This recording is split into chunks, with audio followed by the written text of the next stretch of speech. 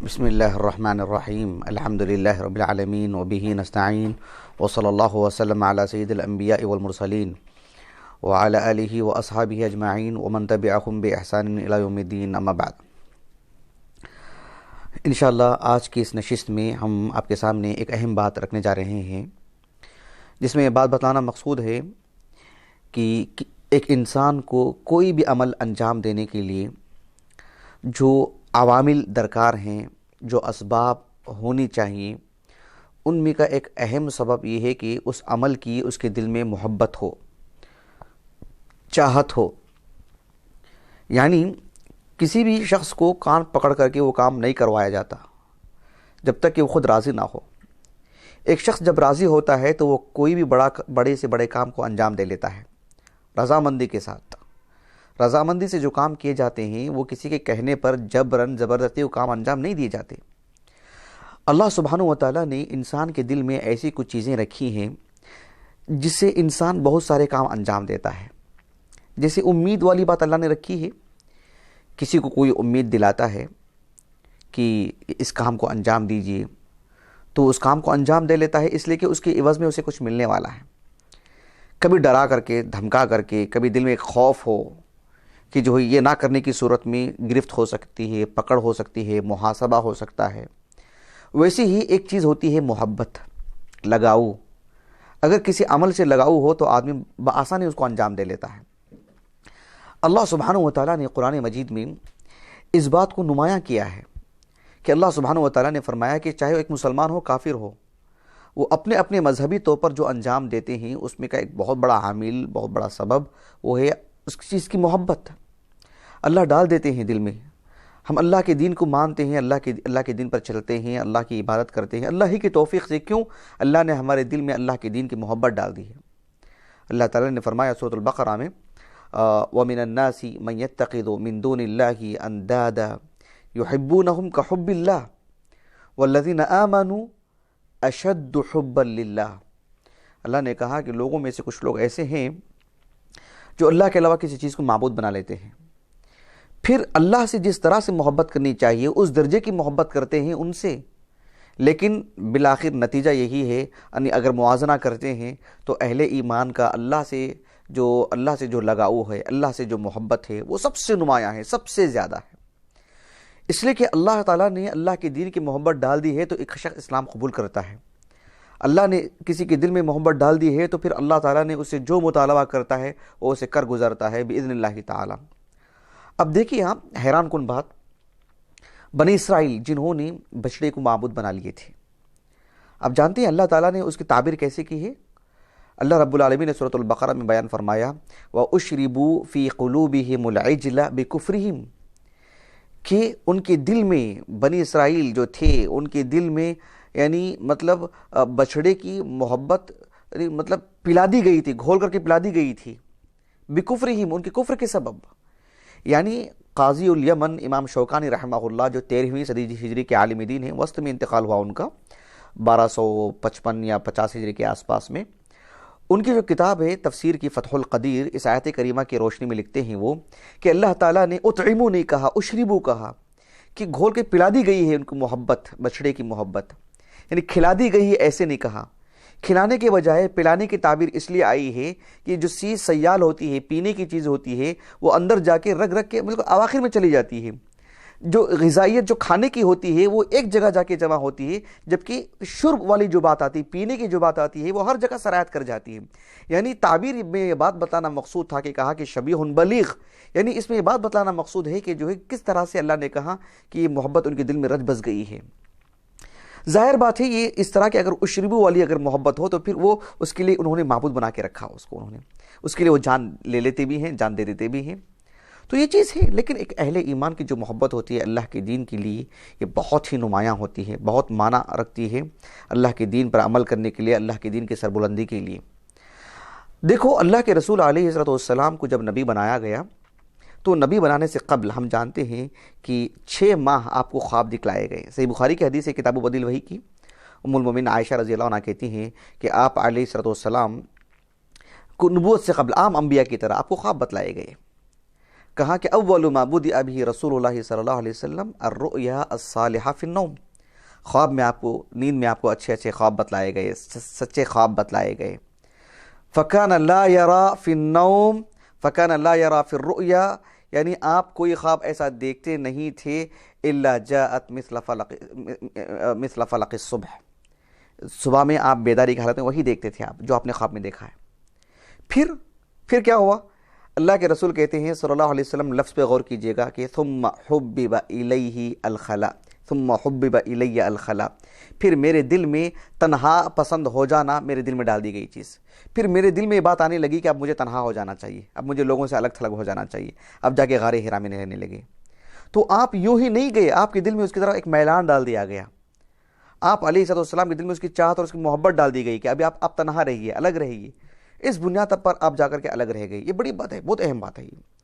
ہم جو کتابیں چھپ کے آ رہی ہیں، ہم اس میں اکثر پڑھتے رہتے ہیں مقدمات میں کہ ہم علماء سے سنتے آ رہے ہیں کہ وہ کہتے تھے کہ ثم یعنی حبب الی ھذا العلم، حبب الی ھذا العلم الشریف، کہ اللہ تعالیٰ نے پڑھنے پڑھانے کو، اس فن سے متعلق ہمارے دل میں اللہ نے محبت ڈال دی ہے. آپ اٹھا لیجیے کتابیں، آپ کو تقریباً کتابوں کے مقدمات میں بات مل جاتی ہے. یہ ثم حبب الی ھذا العلم الشریف، یعنی ایسے ہی نہیں کہ ہم کو ہمارے والد نے پڑھنے کے لیے ڈال دیا، ہم اپنی خواہش سے چلے گئے، یا جو ہے معاشرہ پڑھائی کا تھا. نہیں، اللہ نے ہمارے دل میں ڈالی چاہت. ورنہ کئی لوگ مدرسے میں جاتے ہیں، پڑھائی کے بغیر نکل کے آتے ہیں. یہ اللہ نے ہمارے تعلق سے دل میں محبت ڈال دی کہ ہم کو پڑھنا ہے، ہم کو محنت کرنا ہے، ہم کو عالم دین بننا ہے. ایسے ہم علماء کی زبانی سنتے آ رہے ہیں. اب دیکھو، اللہ رب العالمین نے قرآن مجید میں ایک سورہ نازل کی، سورہ مریم، آغاز میں نازل ہوئی تھی سورت، یعنی آغاز کی صورتوں میں، کہ زکریا علیہ السلام انہوں نے اللہ تعالیٰ سے دعا کی تھی کہ اے اللہ تو مجھے اولاد عطا فرما. حالانکہ جو ہے 13 سالی کی عمر تھی آپ کی، لیکن اس میں جو مقصود ہے جو مجھے بولنا ہے وہ یہ کہا کہ اے اللہ مجھے اولاد کیوں؟ کہا کہ یرثنی ویرث من آل یعقوب، کہ وہ میرے اور آل یعقوب کو جو تو نے نبوت اور علم عطا کیا ہے یہ اس کے وارث بن جائیں. ورنہ زکریا علیہ السلام نجار تھے، کیا تھا آپ کے پاس دینے کے لیے؟ کون سی ایسی آپ کے پاس جو ہے مطلب دولت تھی جس کے لیے آپ کو ایک وارث کی ضرورت تھی؟ کہا کہ علم. اس کے بعد جو جملہ انہوں نے استعمال کیا دعا میں، کہا کہ یعنی یرثنی ویرث من آل یعقوب وجعلہ ربی رضیہ، اے اللہ میرے اس بچے کو رضی بنا دے. رضی عربی زبان میں فاعل کے وزن پر ہے، جو اسم فاعل اور اسم مفعول بیک وقت دونوں معنوں میں آتا ہے. یعنی اے اللہ تو میرے بچے کو ایسا بنا دے کہ رضی، یعنی اگر اسم مفعول لیتے ہیں تو مطلب یہ ہے کہ وہ تیرے نزدیک مرضی بن جائے، یعنی تیرے نزدیک وہ پسندیدہ بن جائے. تو اسے مطلب وہ تیرے نزدیک اچھا بن جائے، نیک بن جائے، صالح بن جائے، جسے تو پسند کرے. اگر رضی کو اس میں فاعل کے معنی میں لیتے ہیں تو مطلب یہ ہے کہ اے اللہ اس دین کے لیے، اس علم کے لیے جو میں تجھ سے مطالبہ کر رہا ہوں، اس کے دل کو تو راضی کرا دے. یعنی اس کے دل میں میلان ڈال دے، اس کے دل میں وہ چاہت ڈال دے کہ وہ اس علم کو لینے کے لیے تیار ہو جائے، اس کے لیے قبول کر لے. یعنی جیسے ایک باپ کہتا ہے کہ میں اپنے بچے کو تعلیم کے لیے تو چھوڑ کے آ رہا ہوں، اے اللہ تو اس کے دل کو اس کے بھر دے، اس میں اس کو بھی راضی کرا دے. اس سے ہماری رضامندی ہے. تو یہ ایک بڑی سعادت کی بات ہے. تو یہ اللہ سبحانہ و تعالیٰ نے ایک نظام رکھا ہے کہ کام جب ہوتے ہیں تو اس میں جہاں رجا اور خوف والی بات آتی ہے، محبت بہت معنی رکھتی ہے. اب دیکھو، اللہ کے رسول علیہ السلام جب مکے سے مدینے کی طرف ہجرت کر کے آئے تو مکے کی آب و ہوا بہت راس آتی تھی صحابہ کو، اور مدینہ آنے کے بعد وہاں کی فضا الگ تھی. تو حتیٰ کہ ابوبکر صدیق، بلال، دیگر صحابہ بھی رضی اللہ عنہم اجمعین بیمار پڑ گئے تھے وہاں کی بخار کی وجہ سے. اور اچانک ایک شخص کو اپنے وطن میں زندگی لگانے کے بعد اچانک ایک اجنبی جگہ جا کر کے مستقل رہ جانا آسان کام نہیں. آج کے دور میں بھی فطری چیز ہے، اور صحابہ کے لیے بھی ایک قربانی دی تھی انہوں نے، لیکن ایک نئی جگہ راس آنا آسان سی بات نہیں تھی. اللہ کے رسول نے دعا کی صلی اللہ علیہ وسلم کہ اللہم حبب الینا المدینہ، اے اللہ مدینے کی محبت ہمارے دل میں ڈال دے. کما حببت الینا مکہ، مکے کی جیسی محبت تھی نا ہمارے دل میں، مدینے کی محبت بھی ہمارے دل میں ایسے ہی ڈال دینے، ہمارے طرف میلان ڈال دے کہ ہم اس کے لیے راضی ہو جائیں یہاں رہنے کے لیے. اور اللہ کے رسول علیہ السلام نے کہا کہ اے اللہ یہاں جو بخار ہے وہ جحفہ میں بھیج دے، ایک علاقے کا نام ہے. پھر آپ علیہ السلام نے کہا کہ اللہم بارک لنا فی مدنا وفی ساعنا، ہمارے مد اور سا میں برکت عطا فرما. تو مدینے کی محبت مانگی آپ نے، بلکہ کہا کہ او اشد، مکے کی جتنی محبت ہے اس سے بھی زیادہ محبت ہمارے دل میں مدینے کے ڈال دے، تاکہ ہم کو یہاں رہنا ہے، ابھی ہم سب کو یہیں رہنا ہے. اس علاقے کی محبت نہیں ہوگی یا اس زمین سے محبت نہیں ہوگی، جغرافیہ اعتبار سے یہاں کی آب و ہوا، یہاں کی محبت نہیں ہوگی، تو رہیں گے کم یہیں سے؟ یہاں پہ آسان کام نہیں ہے۔ کتنے ہم لوگوں کو دیکھتے ہیں ہندوستان کے ہیں، مکہ مدینہ جاتے ہیں اپنے مختلف کام کاج کے لیے، مکہ مدینے کی عظمت ہوتی ہے، دل میں محبت ہوتی ہے، لیکن اپنے علاقے کی جو بات آتی ہے وہ بہرحال رہ جاتی ہے۔ تو ایسے میں اللہ سبحانہ و تعالیٰ کسی کے دل میں اس جگہ کی محبت نہیں ڈالتا ہے تو پھر آدمی اجنبی ہی بن کے رہتا ہے، آسان کام نہیں رہتا ہوں رہنے کے لیے، یہ بڑی سعادت کی بات ہے۔ تو اللہ سبحانہ و تعالیٰ نے ہمارے دل میں محبت ڈال دی۔ دیکھیں ایک شخص جس چیز میں اس کی محبت ہوتی ہے اس چیز میں وہ سب سے آگے رہتا ہے۔ ایک شخص کو چلانا اچھا آتا ہے اور اس کے لگاؤ بھی اس میں، اس کی محبت بھی ہے اس میں، تو پھر اس کا کوئی ٹکر کا نہیں ہوتا ہے۔ دنیا کا کوئی بھی کام جس کو اس میں محبت ہوتی ہے وہ اس کی کھوج میں رہتا ہے آخری جگہ تک، اور اس میں سب سے آگے رہتا ہے، وہ اس کا کوئی مد مقابل نہیں ہوتا ہے۔ اب دیکھو اللہ کے رسول علیہ السلام کے ایک صحابی حذیفہ بن الیمان رضی اللہ عنہما سے بخاری کا حدیث ہے کتاب الفتن کی، وہ کہتے ہیں کہ لوگ رسول اللہ صلی اللہ علیہ وسلم سے خیر کے بارے میں دریافت کرتے تھے، لوگ اللہ کے رسول سے خیر کے بارے میں پوچھتے تھے، اور میں شر کے بارے میں پوچھتا تھا، مخافتن ان یدرکانی، میں شر کے بارے میں پوچھتا تھا کہ اللہ کا شر کیا ہے، نقصان کہاں سے ہوتا ہے، انحراف کہاں سے آتا ہے، کن لوگوں سے اسلام کو نقصان پہنچتا ہے، ان کے اوصاف کیا ہیں، سب شر سے متعلق ہی میں پوچھ رہا تھا اللہ کے رسول سے، اور لوگ خیر سے متعلق پوچھتے تھے۔ یہ ایک حدیث ہے، اس حدیث کی شرح کرتے ہوئے حافظ ابن حجر رحمہ اللہ نے جو فوائد بتلائے ہیں اس میں سے ایک زائد فائدہ انہوں نے یہ بھی بتلایا ہے کہ آپ علیہ السلام کی ایک یہ صحابی شر سے متعلق پوچھتے تھے، اسی لیے شر سے متعلق اکثر معلومات آپ ہی سے ہم کو ملتے ہیں، اور آپ نے کہا کہ اس حدیث سے ہمیں یہ فائدہ بھی ہوتا ہے، وَيُؤْخَذُ مِنْ هَذَا الْحَدِيثِ أَنَّ كُلَّ مَنْ حُبِّبَ إِلَيْهِ شَيْءٌ يَفُوقُ فِيهِ غَيْرَهُ، کہ کوئی بھی شخص جس چیز میں اس کے دل میں محبت آ جاتی ہے اس چیز میں وہ دوسروں پر بھاری پڑ جاتا ہے، دوسروں سے آگے رہتا ہے، وہ فائق رہتا ہے، وہ جس میدان میں بھی ہو، جس کے دل میں زیادہ اس چیز کی محبت ہوتی ہے وہ نہیں چاہتا کہ جو اس سے بھی آگے کوئی ہو اس معاملے میں۔ ایک حدیث مبارکہ آتی ہے یعنی سنن ابی داؤد کی کتاب اللباس میں بسند صحیح، شیخ البانی نے صحیح الاسناد کہا ہے رحمہ اللہ، کہ ابو ہریرہ رضی اللہ عنہ کہتے ہیں کہ رسول اللہ صلی اللہ علیہ وسلم کے پاس ایک صحابی آئے، وَكَانَ رَجُلًا جَمِيلًا، بہت خوبصورت تھی وہ، انہوں نے کہا کہ اللہ کے رسول علیہ السلام حُبِّبَ إِلَيَّ الْجَمَالِ، اللہ نے میرے دل میں جمال کو بھر دیا ہے، جمال مطلب میں خوبصورت بن کر کے رہوں، اتنا خوبصورت کہ یعنی وَأُعْطِيتُ مِنْهُ مَا تَرَى، تم دیکھ رہے ہو نا میں کیسے رہتا ہوں۔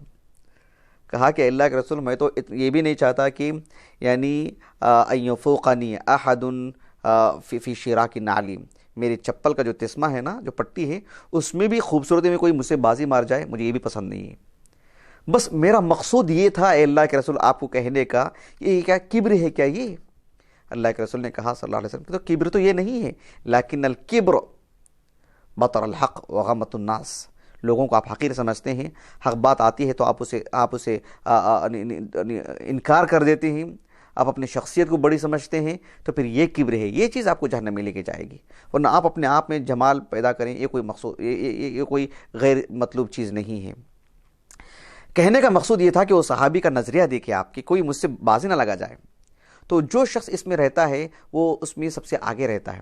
ابھی دیکھیے ہم میں سے کوئی شخص تلاوت میں بہت آگے رہتا ہے، کوئی شخص نمازوں میں، کوئی شخص صوم میں، کوئی شخص دعوت و تبلیغ میں، کوئی مختلف امور میں، ظاہر بات ہے اللہ سبحانہ و تعالیٰ ان کے دل میں اس چیز کی محبت ڈال دیتا ہے۔ صدیق اکبر ہر باب میں تھے، اس لیے کہ ہر باب کی محبت ان کے دل میں ڈال دی گئی تھی۔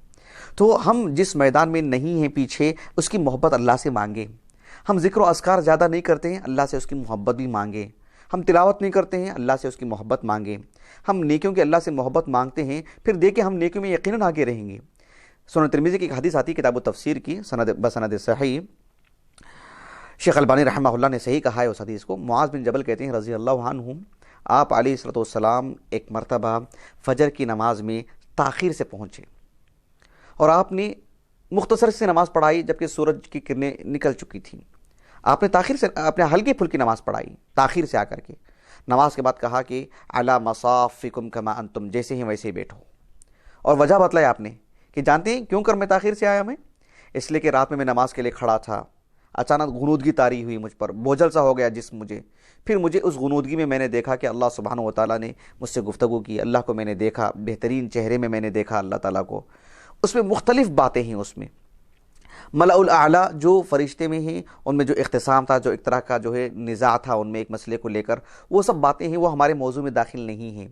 لیکن وہ ساری چیزیں آنے کے بعد اللہ کے رسول علیہ السلام کو مستقل ایک دعا سکھلائی گئی.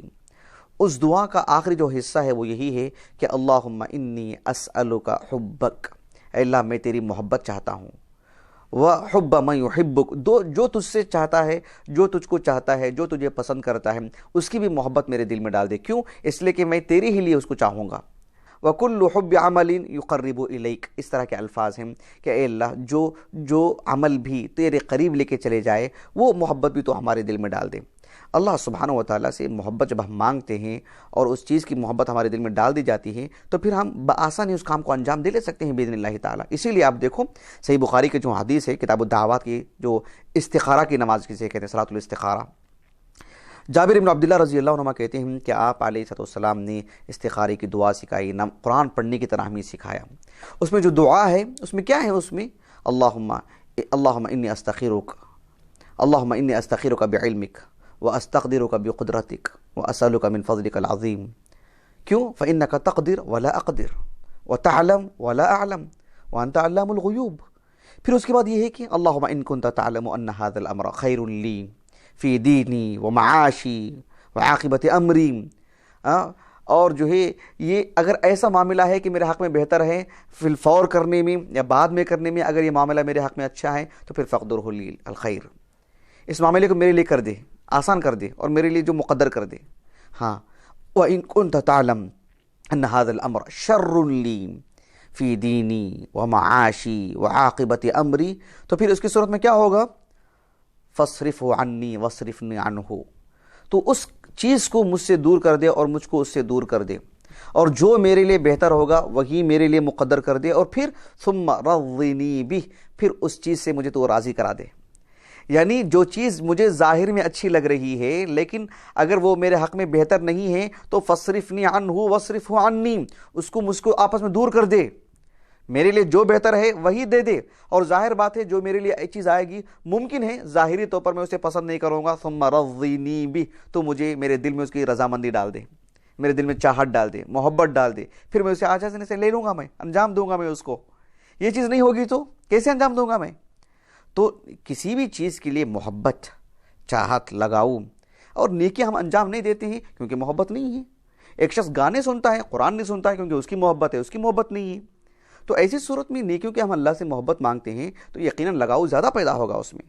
اب میں اپنی بات کو ختم کرتا ہوں اللہ تعالیٰ سے دعا کرتے ہوئے کہ اللہ تعالیٰ ہمیں نیکیوں کی محبت ہمارے دل میں ڈال دے، اچھائیوں کی محبت ہمارے دل میں ڈال دیں. ہمارے والدین کی محبت ہو کہ ہم ان کے ساتھ حسن سلوک کریں، ہماری بیوی بچوں کے ساتھ محبت ہو کہ ہم ان کے حقوق پورے کریں، ہمارے طلباء کی، ہمارے اساتذہ کی، ہمارے ذمہ داروں کی محبت ہمارے دل میں ڈال دے کہ ہم ان کے حق میں جو ان کے کام ہیں انجام دیں. دین کی محبت ہمارے دل میں ڈال دے، نیکیوں کی محبت ہمارے دل میں ڈال دے، اور جو ہے سب سے بڑھ کر کے اللہ کی دین کی، اللہ کی محبت ہمارے دل میں ہو جس کی وجہ سے ہم اللہ کے قربت پائیں. آمین. سبحانک اللہم و بحمدک، اشہد ان لا الہ الا انت